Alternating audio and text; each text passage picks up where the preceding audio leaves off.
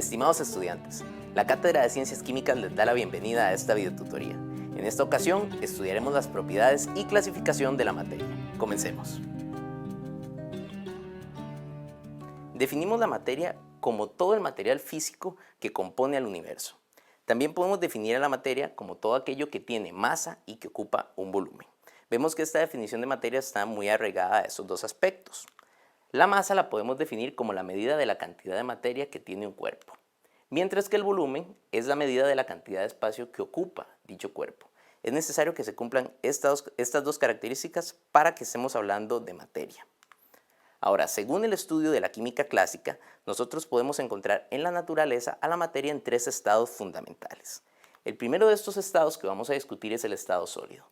Este se caracteriza por presentar una estructura rígida y ordenada, donde las partículas que forman a la materia se encuentran fuertemente empaquetadas y tienen muy poca libertad de movimiento. Esto le da al sólido la característica de tener una forma definida y además también un volumen definido.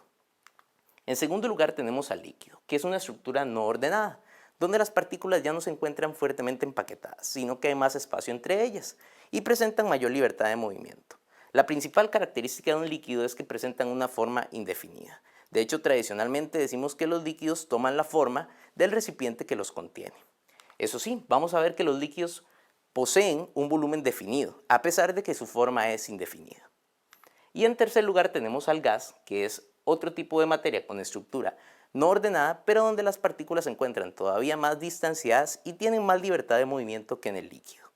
Al igual que los líquidos, los gases presentan una forma indefinida y toman la forma del recipiente que los contiene, pero además presentan un volumen indefinido.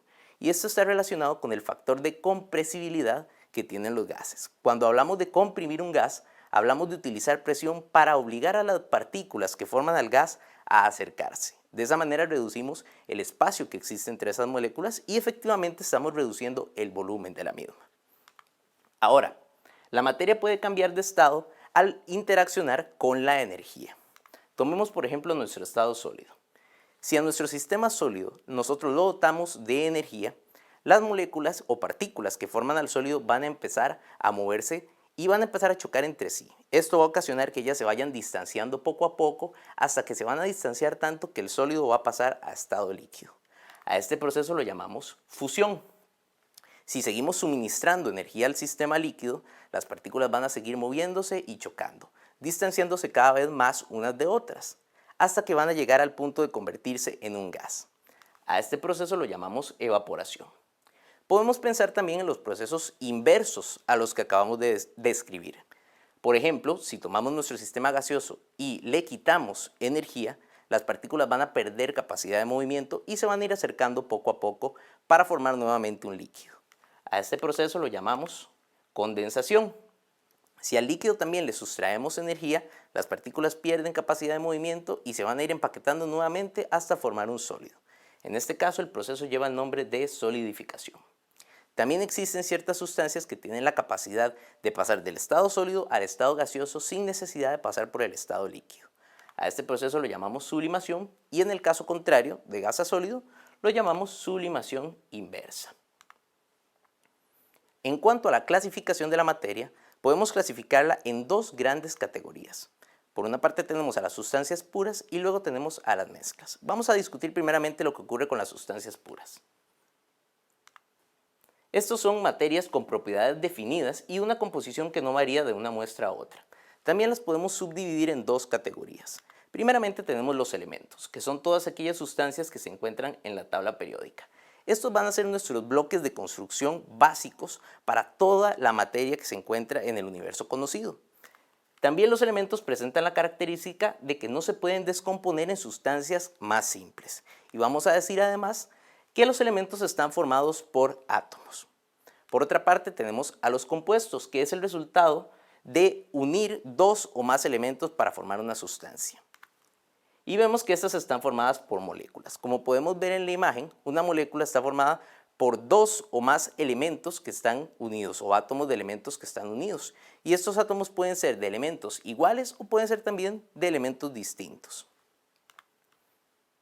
En cuanto a la segunda gran rama de la clasificación de la materia, tenemos a las mezclas. Se tratan de combinaciones de dos o más sustancias en las que cada una mantiene su propia identidad química. También las podemos dividir en dos categorías. Tenemos a las mezclas homogéneas, que como lo podemos ver en la imagen, son aquellas que son uniformes en todos sus puntos. Es decir, no podemos distinguir a simple vista cuáles son los componentes de la mezcla. Por otra parte, tenemos a las mezclas heterogéneas, donde también, como podemos ver en la siguiente imagen, no son uniformes en todos sus puntos y podemos distinguir los componentes fácilmente a simple vista. A continuación, vamos a analizar un esquema que nos permite separar o clasificar la materia guiándonos a partir de una serie de preguntas. Primeramente, si tenemos una muestra de materia y queremos clasificarla, podemos preguntarnos si esta materia se puede separar mediante un proceso físico, como una decantación o una destilación. Recordemos que un proceso físico de separación es todo aquel proceso que no involucra una reacción química. Si la sustancia no se puede separar mediante un proceso físico, se trata de una sustancia pura. Aquí podemos preguntarnos si esta sustancia pura puede descomponerse por un proceso químico. Si la respuesta es sí, se trata de un compuesto, como el cloruro de sodio o el agua. Los compuestos se pueden descomponer mediante reacciones químicas en los elementos más básicos que los conforman. Por ejemplo, el cloruro de sodio se podría separar en cloro y sodio y el agua en oxígeno e hidrógeno. Sin embargo, si la respuesta a nuestra pregunta anterior es no, la sustancia es un elemento, como el carbono, el helio o el sodio. Recordemos que los elementos no se pueden descomponer en nada más sencillo. Volvamos a nuestra pregunta original. Si la materia se puede separar mediante un proceso físico, entonces se trata de una mezcla. Aquí podemos preguntarnos si esa mezcla es totalmente uniforme. Si es totalmente uniforme, se trata de una mezcla homogénea, como el aire, la tinta o una disolución de sal en agua. Mientras que si la mezcla no es completamente uniforme, se trata de una mezcla heterogénea, como una mezcla de agua y arena, una mezcla de agua y aceite o un bloque de madera.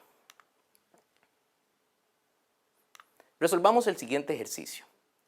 Aquí vamos a clasificar las siguientes sustancias según se trate de un elemento, un compuesto, una mezcla homogénea o una mezcla heterogénea.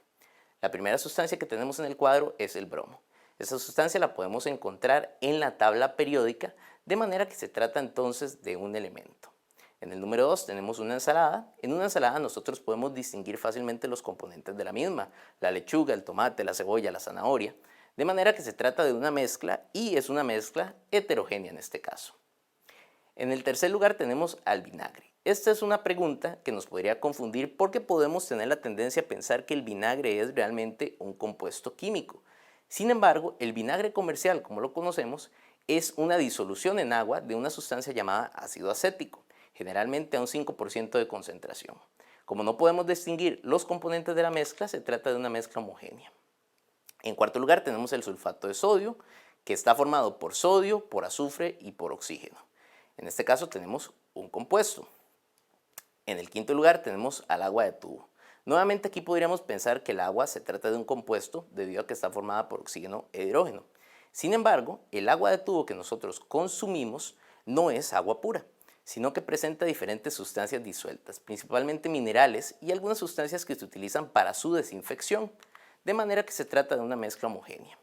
Finalmente tenemos el granito, que es un tipo de mineral formado por diferentes sustancias químicas, donde podemos ver claramente cuáles son los componentes de la misma, de manera que se trata de una mezcla heterogénea.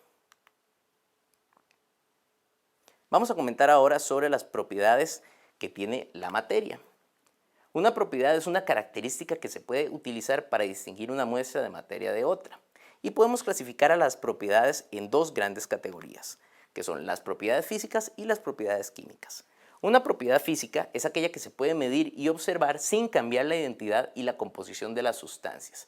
Aquí podemos mencionar principalmente características organolépticas de las sustancias, que son aquellas que podemos medir con los 5 sentidos. Cosas como el color, el olor, la textura, la dureza, la elasticidad de los materiales, todas ellas se catalogan como propiedades físicas. También ahí tenemos algunas propiedades interesantes como la maleabilidad y la ductibilidad, que es importante que vayamos reconociendo. La maleabilidad se refiere a la capacidad que tiene un material de convertirse en láminas, mientras que la ductibilidad se refiere a la capacidad que tiene un material para formar hilos. Ambas propiedades no alteran la composición química de las sustancias, solamente su física, de manera que se tratan de propiedades físicas. La segunda categoría son las propiedades químicas, que son aquellas que describen la forma en que una sustancia puede cambiar o reaccionar para formar otra. Aquí podemos mencionar aspectos como la inflamabilidad, que es la capacidad de una sustancia de prenderse en llamas. Eso conlleva una reacción química, similar a lo que se puede ver cuando hablamos de explosividad, que también involucra una reacción química. Y también podemos mencionar la capacidad que tiene una sustancia para reaccionar bajo cualquier tipo de reacción química, como la oxidación, la reducción, la combustión, la hidrólisis o etcétera. Todas esas reacciones químicas las iremos desarrollando a lo largo del curso. Otra manera en que podemos clasificar las propiedades es en propiedades extensivas y propiedades intensivas. Las propiedades extensivas son las que dependen de la cantidad de muestra presente.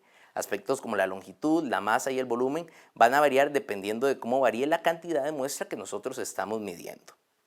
Las propiedades intensivas, por su parte, no dependen de la cantidad de muestra presente. Ahí podemos mencionar aspectos como la temperatura, el punto de fusión o la densidad. No importa si tenemos 1 gramo de la muestra o si tenemos 1 tonelada de la muestra, estos aspectos como la temperatura, como su densidad o como su punto de fusión no van a variar independientemente de cuánta muestra de materia tengamos en esos casos.